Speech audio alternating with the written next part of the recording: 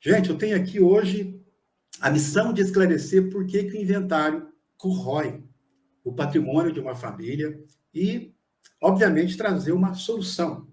Tem que ter uma solução para esse problema, para essa dor de cabeça. A gente vai ter que quebrar um paradigma, quebrar uma crença antiga de que o inventário é inevitável. A gente vai quebrar esse paradigma hoje. E você vai entender como que o inventário ele dilapida, como é que ele corrói o patrimônio de uma família e, principalmente, vai saber o que fazer para evitar que seus filhos tenham que passar por isso. Beleza? E o que você vai ver hoje aqui é uma poderosa solução também para quem tem negócios que gostaria que ficasse, que continuassem na família. E mais, é um sistema que permite deixar tudo ajustado para proteger os seus bens, até mesmo para os seus netos. Mantenha o seu foco aqui comigo, você não vai se arrepender. Acredite, quanto mais gente souber da informação que você vai ter acesso aqui hoje, melhor para as famílias, melhor para o país.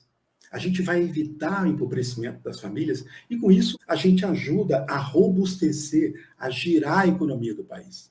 Isso, eu diria, sem contar os inúmeros traumas familiares que a gente consegue evitar quando evita o inventário. Então, a gente contribui também para uma família mais saudável, não é verdade? Eu sou o Carlos Ferreira, advogado, especialista em planejamento patrimonial da família. Eu sou membro da maior associação de profissionais dessa área em todo o país. A nossa missão aqui é usar a tecnologia da internet para quê? Para promover uma mudança de paradigma do povo brasileiro em relação ao planejamento sucessório familiar. Eu diria para vocês que existem em todo o Brasil, menos de 5.000 profissionais especializados nesse assunto, que eu estou trazendo para você aqui hoje. E eu sou um deles. Você pode estar ajudando muita gente com um simples gesto, que é só clicar aí no joinha, ok?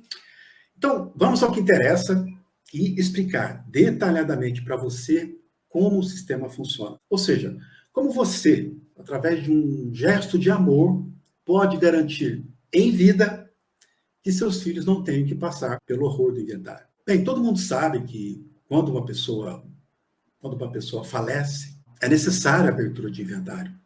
Isso é uma determinação legal, é exigido por lei.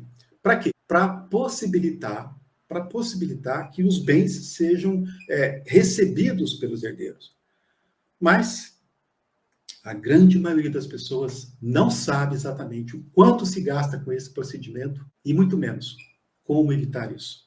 Aliás, boa parte das pessoas tem como crença de que o inventário é a única opção, mas a grande verdade é que o inventário é caro, corrói o patrimônio que foi construído a duras penas, e muitos veem o inventário como um motivo de dor e desunião da família, o que, infelizmente, é muito comum. Mas a boa notícia é que não precisa ser assim. E hoje, você vai aprender como evitar todas as adversidades do inventário. A nossa missão aqui é explicar como impedir que os seus filhos empobreçam com o inventário, e eu tenho certeza de que nós vamos cumprir essa missão. Você tem filhos? Sim, se você tem filhos, se você tem alguém para deixar seu patrimônio. Você tem patrimônio? Não precisa ser uma mansão, um bangalô ou uma casinha de sapê, não importa. Eu não estou perguntando o tamanho do patrimônio. Estou perguntando se você tem. Não importa o montante. Você deu duro para ganhar isso? Ou seja, você precisou renunciar a muitas coisas para conquistar esse patrimônio? É que tem gente que ganhou dinheiro fácil, gente que herdou bens, e talvez essas pessoas elas não tenham grande interesse no que eu vou dizer para você aqui. Agora, se o que você tem é fruto de muito esforço, muito suor, muita renúncia, se esse é o seu caso, fica aqui comigo. Você acha que trabalha mais do que precisa, mais do que devia? Porque veja, A gente trabalha para produzir além do que precisa, para quê? Para poder deixar algo para quem vem depois da gente. Não é verdade? Te incomoda saber que depois de todo o trabalho para a conquista do patrimônio, que grande parte dele tenha que ser dividido com governos, cartórios e advogados, quando chegar a hora do seu inventário? Se você respondeu sim para pelo menos 3 perguntas, fica aqui comigo. Agora, se você respondeu não para 3 ou mais, não precisa gastar o seu tempo à toa aqui, ok? Eu vou entender se você preferir ir lá para a novela, para as redes sociais, tá tudo certo, viu? Porque se você não tem patrimônio, não tem filhos, não deu duro para conquistar o seu patrimônio, não precisou renunciar a nada, isso aqui não é para você neste momento.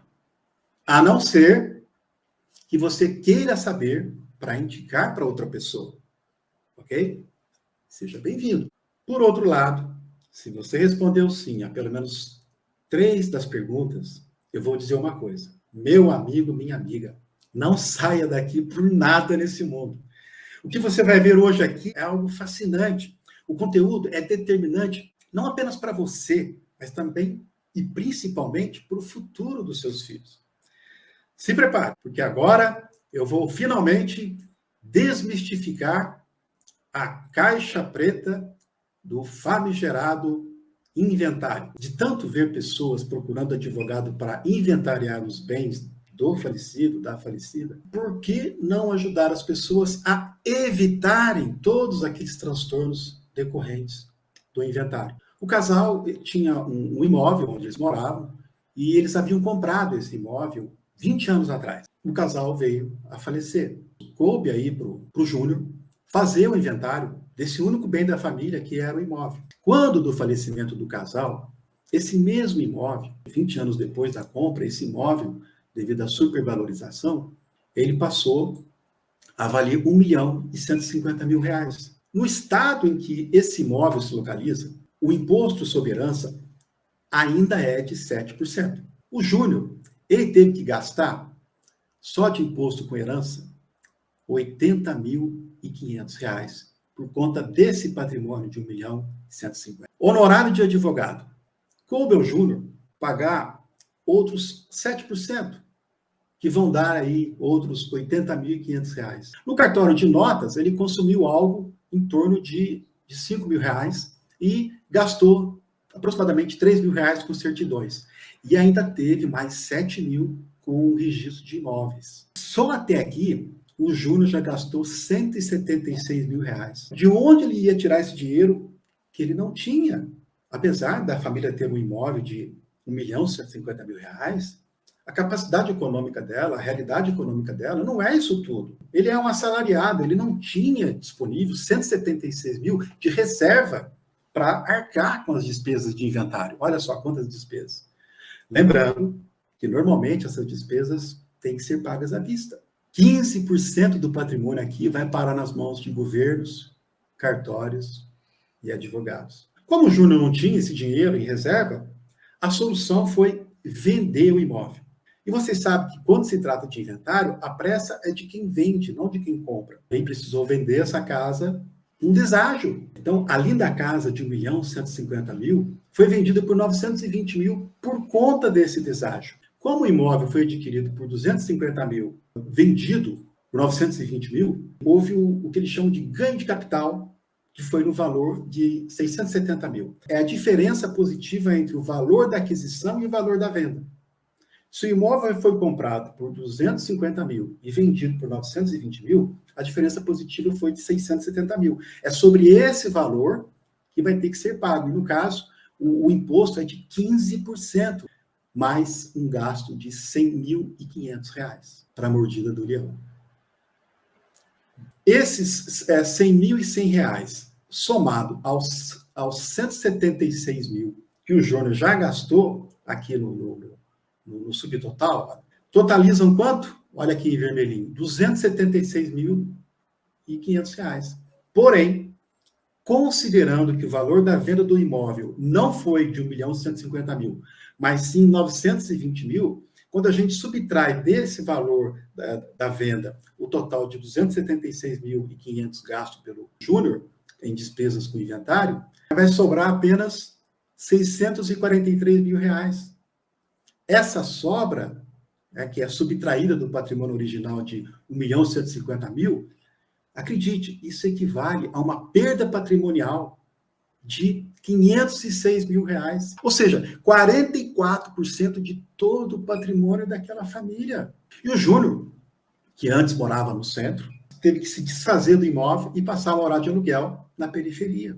Já pensaram se ele tivesse mais algum irmão com quem dividir herança e só ele pudesse fazer frente às despesas? Existe uma regra que diz: quem tem filhos e bens, quando morre, os filhos precisam fazer o inventário. A boa notícia é que tem como evitar que seus filhos se enquadrem nessa regra. Tem sim como evitar o inventário. O como depende de você querer mudar uma crença, quebrar um paradigma. Quem não tem vida eterna não tem que ter bens em nome próprio. Como é que se faz isso? Por meio de uma empresa que não faz absolutamente nada. Ela vai apenas guardar o patrimônio da família. O correto é você botar seu acervo patrimonial dentro de uma empresa que não é fantasma, autorizada pela lei a existir sem fazer nada. Os bens saem do CPF para o CNPJ da empresa. Ela funciona como se fosse um cofre. Então você vai pegar aquele seu imóvel, por exemplo, vai colocar dentro do cofre, que na verdade é uma empresa. A partir de então, o dono do imóvel é o cofre, que no caso é a empresa, e não mais o humano, que morre. Mas este ser humano, enquanto não morre, ele é o dono do cofre. E é com ele que fica a chave do cofre. E aí o detentor da chave vai botar a chave em nome dos seus filhos, mas de maneira virtual, meramente administrativa, burocrática. Ou seja, os pais, eles transformam esses bens em cotas e dão as cotas referentes a esses bens aos filhos, que então passam a ser os donos dos bens, mas só administrativamente, porque o uso dos bens ainda é dos pais enquanto viverem. Os donos do cofre continuam tendo controle absoluto, repito, absoluto controle do imóvel ou de qualquer bem que eles tenham colocado dentro daquele cofre. Os bens agora são dos filhos, mas a chave do cofre fica com os pais. Os pais podem alugar, vender, fazer o que quiserem com os bens sem dar satisfação a herdeiro nenhum. A chave do cofre fica com o dono do CPF. O sistema cria uma barreira mesmo. Ela vai impedir o acesso dos filhos a esses bens, porque esses bens continuam a ser usados normalmente pelo dono do cofre, até quando eles não estiverem mais aqui. A diferença é que no dia em que o dono, os donos do cofre não estiverem mais aqui, os filhos se tornam titulares da chave do cofre. Por quê? Porque é estabelecido um sistema de gatilho que fica esquematizado para que, no momento do falecimento do dono ou os donos do cofre, esse gatilho é disparado. Então, pessoal, esse gatilho, ele tem a propriedade de disparar na hora adequada, que é o momento em que os titulares da herança, ou seja, os pais, falecem. Ele não dispara antes desse momento, justamente para que os pais possam o quê? Possam usufruir dos bens enquanto viverem. Ele só dispara quando os pais se forem. E é a partir daí que ele beneficia os herdeiros, porque esses herdeiros passam automaticamente a ter o domínio efetivo dos bens. E com isso, os filhos que já tinham propriedade, lembra que a chave do cofre já estava em nome deles?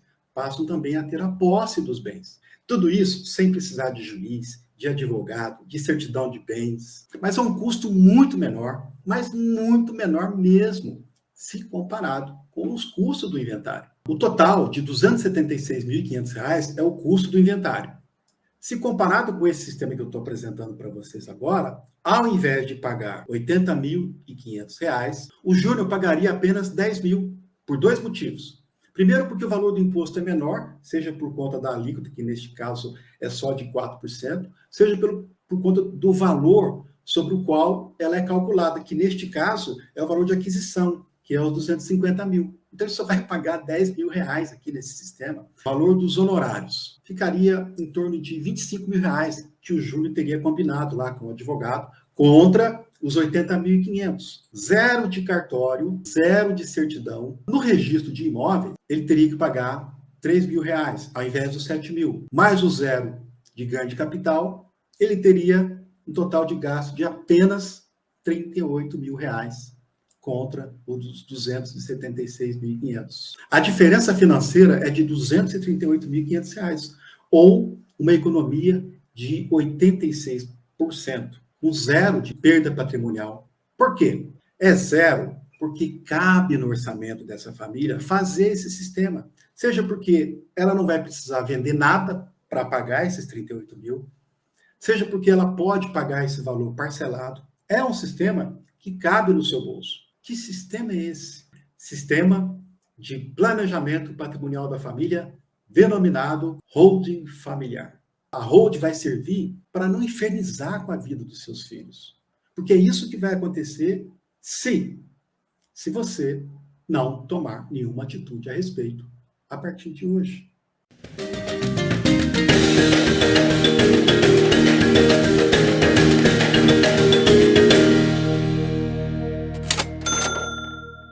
Você já informou seus pais que ficará mais pobre em cerca de 40% quando tiver que fazer inventário deles? Como você acha que serão pagas as despesas com impostos, taxas e honorários?